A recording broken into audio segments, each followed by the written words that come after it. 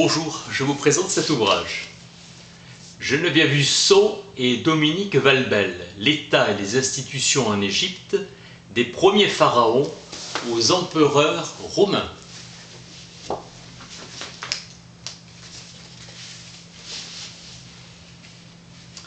Jusqu'à la fin du deuxième millénaire, il n'existe pas de séparation entre civils et religieux. Pharaon étant par essence le seul véritable officiant dont les prêtres ne sont que les substituts. L'Égypte n'a pas perdu son identité en devenant lagide puis romaine. Elle s'est transformée surtout après la conquête d'Alexandre. C'est quelquefois des papyrus dérobés qui permettent à l'information de nous parvenir, et ces vols aux gestes inconsidérés ou gestes inconsidérés sont des aubaines. Nous savons par exemple que la règle pour certains fonctionnaires, comme les secrétaires de village, était d'être choisis en dehors de leur résidence d'origine, pour mieux garantir leur impartialité à l'égard de leurs administrés. Les conditions climatiques ont permis la conservation de papyrus en certains endroits seulement. Caractère fragmentaire et incomplet des sources, le modèle de ce travail est l'ouvrage de Préau, L'économie royale des Lagides, publié à Bruxelles en 1939, 3 siècles de monarchie lagide. Source de réflexion et de recherche future. La première partie de cet ouvrage est appelée Égypte pharaonique, en opposition à la seconde consacrée à l'Égypte ptolémaïque et romaine. Alexandre changera radicalement la structure de l'État égyptien et l'État égyptien et dans ses institutions. Le plus ancien témoignage écrit connu date du début du 3e millénaire, pour s'achever avec les pharaons en 330 avant Jésus-Christ. Des périodes intermédiaires sont troubles. Appauvrissement de la documentation administrative découlant de l'affaiblissement du pouvoir central et des invasions étrangères ou des destructions de la guerre civile. Mauvaise conservation des papyrus dans le delta, région plus humide. Les ostracas ont mieux supporté les intempéries mais sont moins synthétiques. La reproduction sur pierre de textes sont des témoins d'originaux disparus. Les enquêtes prosopographiques aident à cerner certains domaines. Les institutions étaient dans leur ensemble entre les mains des juristes. Les fouilles de Deir el-Medina a révélé la vie de petits fonctionnaires. Il est difficile de se faire une idée des transformations lors d'expériences de gouvernements étrangers, énorme corpus de stèles et de donations. Mais nous sommes loin d'avoir une image complète et précise de l'État égyptien, de sa création à son hellénisation. Cet essai n'est pas définitif, le roi est indissociable de l'État égyptien, monarque par excellence sur une telle durée. Le souverain est le garant des valeurs fondamentales et de l'harmonie universelle. Prestige de la notion de pharaon. L'État égyptien apparaît tardivement, en moins 5000, dans la vallée du Nil. Agriculture et centre urbain apparaîtront un millénaire plus tard. Découpage entre la Haute et la Basse Égypte avec à leur tête des villes de Hiérakoupolos et Bouto. Étape intermédiaire entre un groupe de principautés et un État constitué. Ces princes qui ont précédé les plus anciens rois ont été assimilés aux dieux des âges primordiaux. Depuis l'époque tinnite, identifiés à un dieu céleste Horus, ils deviennent à la fin de la 4e dynastie fils du dieu solaire Ré, en essence supra-humaine, destinée particulière et privilèges dont ils bénéficieront, assurance de leur survie et précautions funéraires. À l'Ancien Empire, le nord tombe aux mains d'étrangers venus d'Asie. Le sud est ravagé par la guerre civile. L'image du Dieu parfait en sort d'évaluer, lui-même reconnaissant ses erreurs et souffrant de la réalité. Le roi perd l'exclusivité de ses privilèges et partage avec les princes et les hauts fonctionnaires. Il reste l'unique intermédiaire entre les dieux et les hommes. Son pouvoir est intérêt, mais n'est plus l'être absolu et indiscutable d'avant cette époque. Inversement, les victoires de la 18e dynastie et de l'époque ramesside les transforment en surhommes. Le roi sage et avisé devient héros et athlète accompli. Le roi est champion de Mahat la justice, l'équilibre, l'ordre, et s'oppose à Isfet, l'iniquité, le chaos. Akhenaton s'approprie Mahat, qu'il confond avec sa propre conception du monde. L'État doit être défendu au risque de disparaître. La grande maison est le nom du palais et la Bible retient le nom de Pharaon.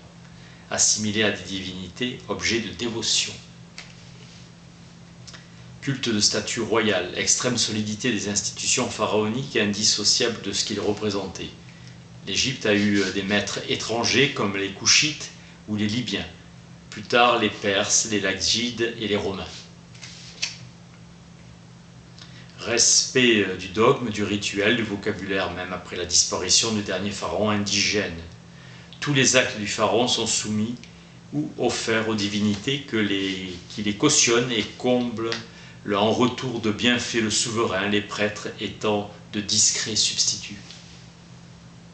Le rationnel et l'irrationnel ressentis comme un seul et même phénomène.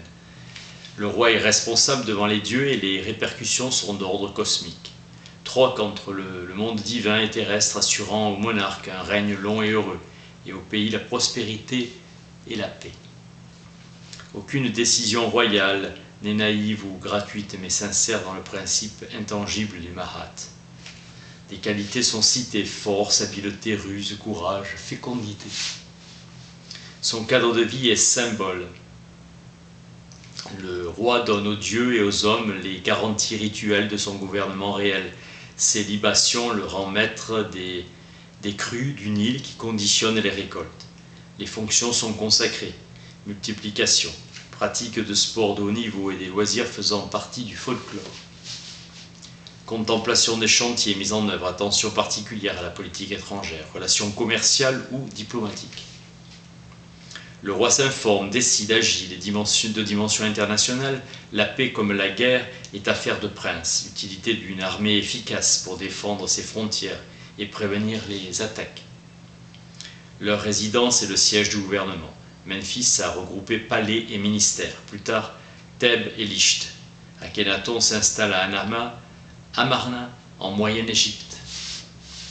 Temple d'Aménophis III, de millions d'années transférés sur la rive occidentale. 3 sortes de palais.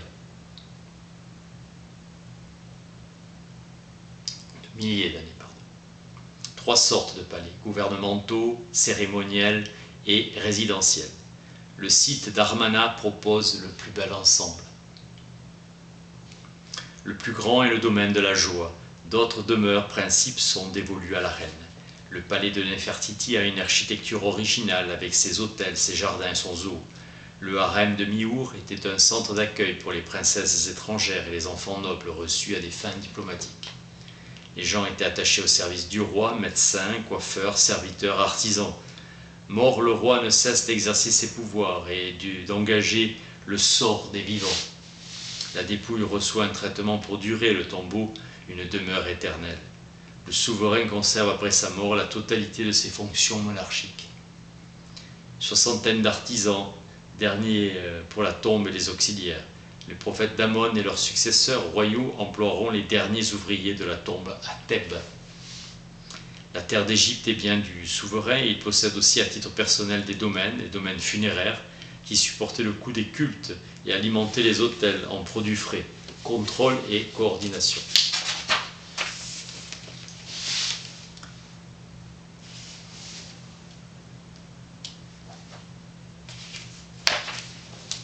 Domaine religieux non funéraire, l'architecture est le reflet fidèle des mesures économiques relatives aux domaines et à leur personnel, ainsi qu'à leurs troupeaux.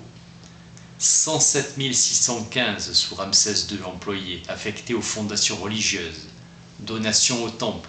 Les employés de la tombe étaient payés directement par la couronne sur les impôts prélevés dans la région. La fonction législative est stable, texte clair désignant le souverain en législateur, devoir monarchique. Les lois forment et portent sur l'organisation administrative, la gestion et l'économie du pays. Réglementation du travail, de l'imposition et du droit. Les décrets et les ordonnances royales, arrêtés de nomination, de promotion ou de destitution, l'autorité monarchique s'exerçant fréquemment. Documents traitant de donations, de faveurs, de récompenses, d'exemptions et de répression. des rétributions à des actions exceptionnelles. La séparation des pouvoirs est fluctuante selon les périodes, cumul des hauts fonctionnaires. Les analyses pourront évoluer à la découverte de nouveaux tombeaux dans les zones inexplorées. Le contenu des fonctions n'est pas évoqué. Les dossiers mettent en scène des hommes dans l'exercice de leurs responsabilités. L'exécutif est un nombre variable de collaborateurs. Le vizir dispose de pouvoirs étendus, centralisation des tâches majeures. La gestion du pays correspond à notre organisation ministérielle.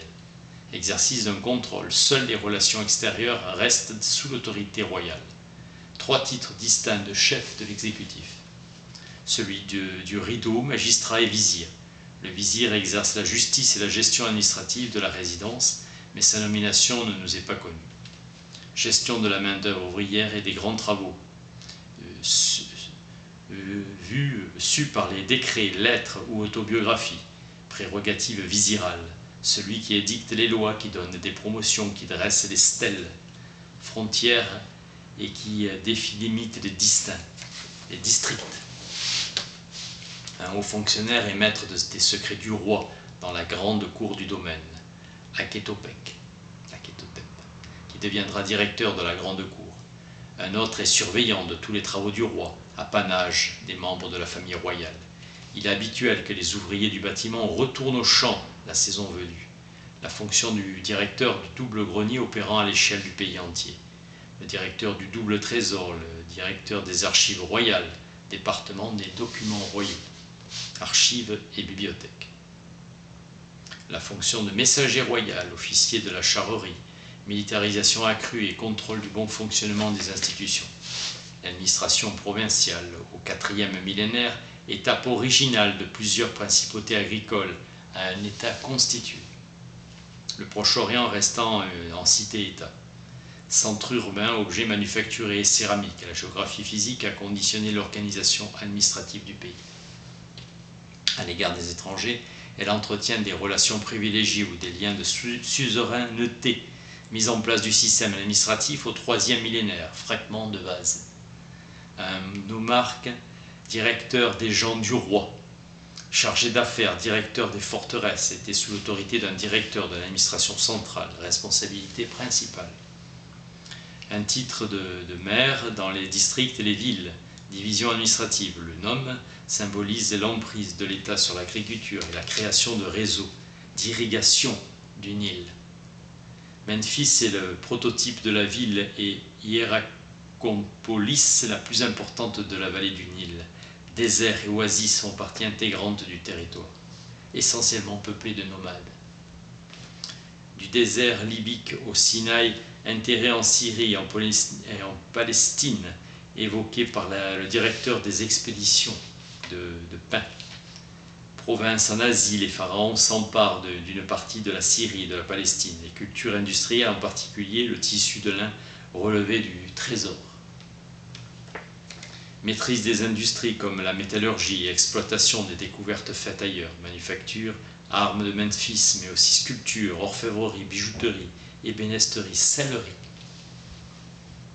Une économie de redistribution des denrées, des matières premières et des produits manufacturés. Monopole d'État, poids du dirigisme étatique. Les pouvoirs publics, les temples et les particuliers s'articulaient dans le rôle de propriétaires, exploitants et usufruitiers. Monopole royal s'affaiblissant pour réapparaître sous une autre forme. Le roi maître de la terre, des hommes et des bêtes. Le roi est le maître du pays. D'abord de manière absolue, souci de recensement des troupeaux, conscience de l'instinct, l'intérêt majeur des métaux et des pierres dures ou de qualité.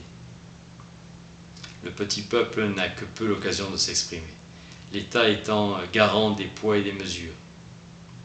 Petite barre en or dans le cartouche du roi, 13,99 grammes. La balance existait, les contrôles officiels pouvaient être effectués à la demande des usagers. L'arpentage des terres puis leur bornage sont des obligations annuelles. Vérification des limites de chaque parcelle. Sous l'influence des Grecs et des Perses, la monnaie apparaît au milieu du 1er millénaire. Avant, il existait une unité de référence qui ne servait pas à payer mais à évaluer chaque composante. des échanges monnaie fiduciaire du grain, de l'argent puis du cuivre. L'État fixait le niveau de conversion. Influence des prêtres sur le comportement des rois. Pas de séparation entre le civil et le religieux. Le commerce d'État tient une place prépondérante, économie de redistribution. Les employés reçoivent les produits dont ils ont besoin. Ils sont logés et ont du pain et de la bière. Les autres denrées ou les vêtements sont occasionnels. Les Égyptiens pratiquent le troc à la suite de campagnes victorieuses, taxes provenant des territoires occupés, obligation annuelle de l'impôt à l'échelle du pays. La montée des eaux obligeait au bornage des champs et à la vérification par des services spécialisés dans l'arpentage. Cadastre des terrains, la maîtrise de l'eau est un souci permanent des pouvoirs publics. Cérémonie et culte des cures. La marque d'une d'eau entraîne la famine. Organisation à l'échelle de l'État. La nappe phréatique a une hauteur qui est fonction du niveau du fleuve, puis dans les oasis. Les troupeaux étaient saisis à l'ennemi, comme à ces barbus non identifiés, 400 000 têtes de bovins et 1 422 000 têtes d'ovins. La connaissance du cheptel se faisait par recensement pour son exploitation, inventaire des métaux, des vaisselles, de l'orge, des greniers. Monopole royal sur l'extraction des métaux et de celle des mines. Les hommes sont recensés jusqu'au vizir, individu et comptabilisé dans le cadre de sa profession. Ces activités situent le sujet considéré. Existence d'écoles. Les garçonnets étaient très tôt embauchés pour des tâches faciles, la main-d'œuvre était abondante. Le statut d'Égyptien, ce qu'on appelle citoyen, définissait l'homme libre sans distinction. Il participe à la vie de la municipalité et les votes se limitent aux tribunaux. Le tout dans un cadre administratif, voire religieux. Ils n'ont pas enregistré les naissances, les morts, les mariages et les divorces. Absence d'état civil rigoureux, l'intérêt croissant pour l'identité des individus. Absence totale du code ou recueil des lois. Le code d'Hermopolis est une sorte de coutumier. L'étude du droit est peu développée. Rôle joué par le serment à toutes les époques. Les archives juridiques portent sur les affaires conclues entre les particuliers, les contrats passés avec l'État ou un temple et les dossiers criminels. Les dissensions entre époux, mauvais traitements, adultères font l'objet de procédures judiciaires. Les affaires commerciales sont le gros des contrats. Les prêtres font fonction de magistrats. L'oracle fait partie des pratiques judiciaires. Cumul des charges civiles et religieuses, les tribunaux siègent dans les temples. Connaissance de grève dans les chantiers de la tombe. L'oracle était le jugement par le Dieu lui-même plutôt que par les mortels. Instance suprême pour le haut dirigeant, Ramsès III, qui intervient personnellement dans le procès des conjoints, des conjurés qui avaient tenté de l'assassiner et de renverser le pouvoir. Beaucoup de conjurés se suicidèrent. Les peines encourues sont constituées par décrets royaux. Confiscation de biens et suppression des rations d'orge. Perte de l'emploi du fonctionnaire complaisant, peine corporelle, mise en garde des Égyptiens de toute transgression, perte de la liberté pour les actes malhonnêtes, à la carrière de granit ou en prison, pareil pour les militaires. Sont attestés des camps de travaux forcés, châtiments graves par mutilation, peine capitale. L'armée et la marine sont unies. Les troupes sont intégrées à la vie en dehors des guerres. Capacité d'adaptation sur 3 millénaires à une situation en perpétuelle évolution. L'Égypte se faisant aider par ses anciens adversaires, police année de la personne du roi, de la défense, du territoire et du maintien de l'ordre dans les provinces. L'armée est placée sous la responsabilité du roi, s'entourant d'hommes de confiance. Des milices assurent la sécurité dans les villes. L'escorte royale est un corps d'élite où sont effectués que les hommes au-dessus de tout soupçon. Infanterie, charrerie, les péripéties des contrats ne font qu'exceptionnellement l'objet de développement littéraire. Le monarque, averti par un message, convoque un conseil de crise et riposte aux attaques. aptitude à improviser sur le terrain.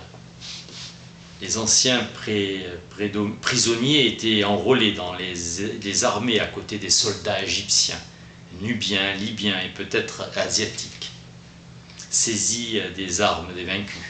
Cette deuxième partie de l'ouvrage s'étend sur la mort d'Alexandre de Macédoine en -323, à l'avènement de l'empereur romain Dioclétien en 284 après Jésus-Christ. L'Égypte est occupée par les Perses quand Alexandre s'en empare. Débute l'époque hellénistique ou ptolémaïque ou lagide. Ptolémée, fils de Lagos, devint satrape de l'Égypte, gouverneur d'une province. En -30, l'Égypte deviendra province romaine. Les documents sont écrits en démotique, forme qu'avait prise la langue et l'écriture égyptienne vers -7 siècles.